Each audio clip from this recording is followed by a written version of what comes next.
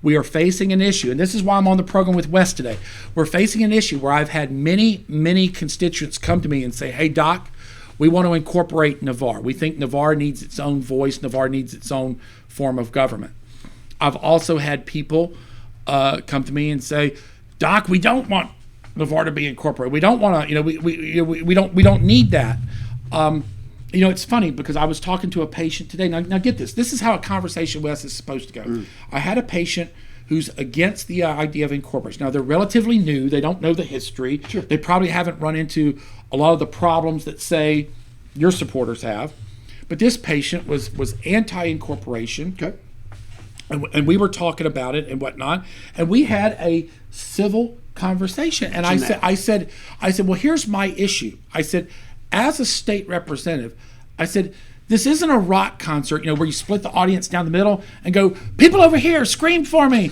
People over here, scream for me. It's not like the Kiss concerts where who's louder, Facebook comments. This publisher thinks that because her voice is amplified, her voice should be the only one that matters. And of course, we can't do that, right? We have to go by the majority's opinion. Right. So to that end, you represent a group that wants to incorporate Navarre. Right. Now, you know what the statutory requirements are. You know you've already met those requirements. Right. Have I run your bill? No. Why not? Because I put an extra hurdle in your way. I said, Wes, if you want me to even look at your papers, you need to show me that the majority of citizens within the catchment area are behind you. Right. Whether it's a straw poll, whether it's a non-binding referendum, we need to see a show of majority support.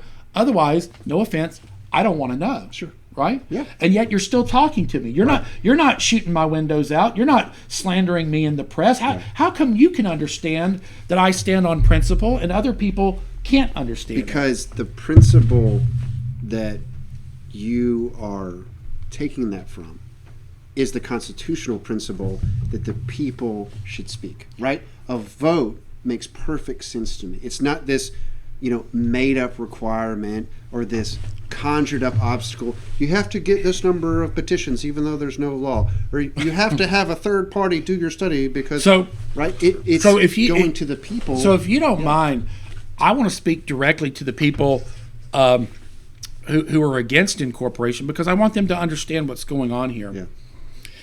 As your state representative, right, everybody is welcome in my office. I hear opinions all across the spectrum.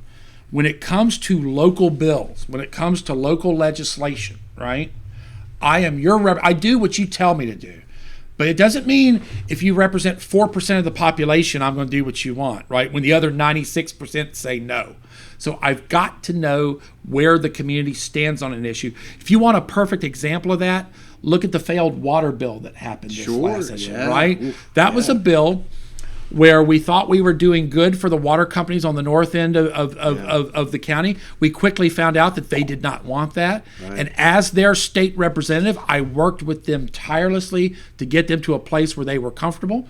And we decided to let that water bill expire. So again, we listen to you, but we have to have a sense, we have to have a barometer of where the population is. Because right now, all I hear is screaming. Right. All I hear, I mean, you certainly got the one crazy person on the other side screaming, right? I mean, look at my Facebook page today to see all the nasty, horrible things. This woman came up to me at a Matt Gaetz event where basically I'm speaking before Matt Gaetz. I mean, it doesn't get any better than that for me, right? I mean, that's probably the pinnacle of my career. She comes up to me and she says, quit lying about me.